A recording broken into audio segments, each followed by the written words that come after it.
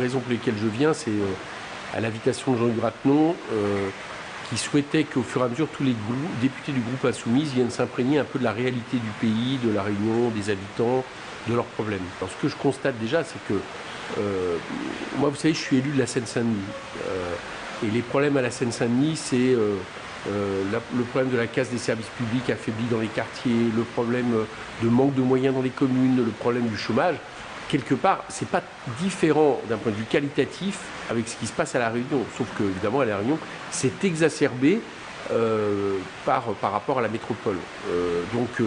On a les problèmes de souveraineté alimentaire qui se posent ici, très graves.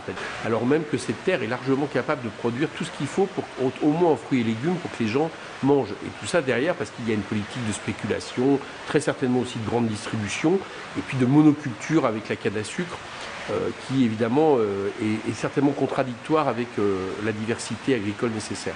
La question aussi d'une île qui a tout pour être en souveraineté énergétique.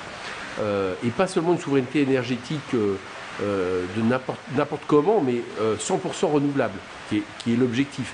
Mais là aussi, il faut se donner les moyens, et donc il faut que l'État se donne les moyens d'investir dans la géothermie, sur la question de l'énergie marine à travers la houle, à travers la différence thermique, le photovoltaïque, l'hydraulique, il y a une bonne exploitation de l'hydraulique, ça j'ai pu le constater, mais il y a des progrès encore à faire, et en tout cas ça me semble préférable à l'option qui est aujourd'hui privilégiée, de recourir à la biomasse, à l'éthanol, c'est-à-dire en fait à la canne à sucre, qui ne va faire que renforcer la monoculture dans l'île. Troisième constat, mais là aussi je le fais malheureusement en métropole, c'est que les communes sont étranglées par la politique d'austérité. Et notamment sur la question des contrats aidés. Ici, c'est un double problème. J'étais à Saint-Joseph avec Jean-Hugues Ratenon, on a pu voir le maire, qui nous a montré plusieurs réalisations qui ont été faites par les services communaux avec des contrats aidés. Il n'y a plus de contrats aidés, il n'y a pas ces réalisations. Et donc c'est un vrai problème, mais c'est aussi un problème vis-à-vis de l'emploi, parce que c'est des dizaines de milliers d'emplois supprimés. Bon, voilà tout ce que j'ai pu constater. Donc c'est ici les mêmes difficultés de politique qui sévissent, d'austérité, de rupture des services publics, d'inégalité.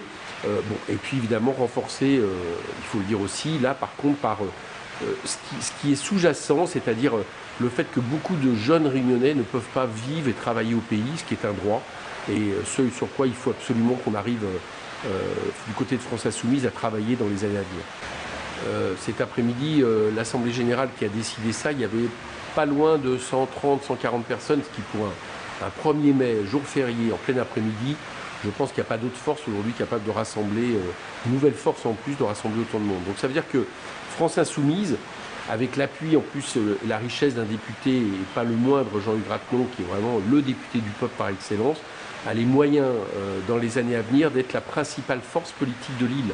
Pas seulement la principale force d'opposition populaire à Emmanuel Macron, mais la principale force politique tout court. Donc il faut se donner les moyens.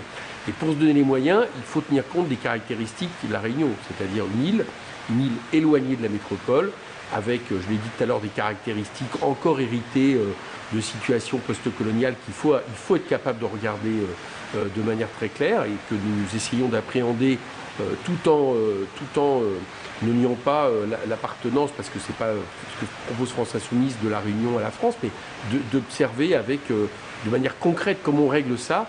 Et de ce point de vue-là, c'est pas seulement une convention nationale de France Insoumise qui peut arriver à la fois à fonder un mouvement et aussi être capable de répondre aux problématiques spécifiques de la Réunion. C'est une convention de France Insoumise dans l'île, une réunion France Insoumise quelque part, sans faire de jeu de mots.